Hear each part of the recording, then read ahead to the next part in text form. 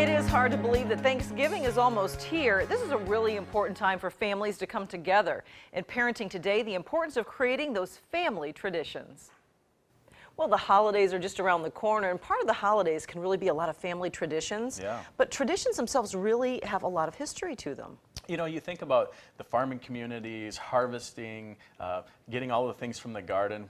Families would come together to make sure that those foods were preserved. And that's really the backbone of where traditions started. All right, and when it comes to family traditions, that can also be very important for kids, just to know their own family traditions. Yeah, there's a psychologist, Marshall Duke, that found out early in his research that kids that have that intimate knowledge about their family history, where they come from, they're more well-adjusted and they're more self-confident in their daily activities. And when you're talking about that kind of confidence in things, one of the things that's also mentioned is sometimes it creates security too within the family. Yeah, when we know kind of where we come from and what we have a history about ourselves, we're just more confident in how we go through our life. And you know, when it comes to parents wanting to teach their kids different family values, sometimes those traditions can really help in that too. They do teach values. It could be spiritual based, it could be just values about the importance of family, or the values of giving versus receiving. Okay, and in addition to that, it's kind of nice also when you have those, you know, Thanksgivings or holiday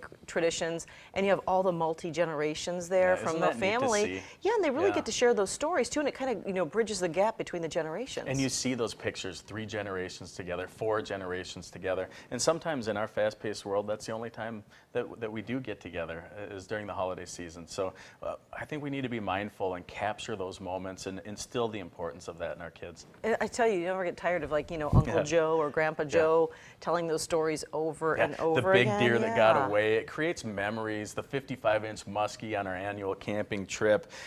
You know, in our family, it's the triple-decker s'mores, or every Christmas we get together. It's remember when Grandpa dumped the pie and Auntie Emma's turkey, and everyone was laughing, and Auntie Emma was a little bit miffed about that. Yeah, well, you know, but you got to keep in mind though too, even with these family traditions, a lot of us know as time has gone on, even though your mom used to do something a certain way or your dad used to do something a certain way, you really do have to remain flexible in it though. Things do change, and we need to be flexible with that.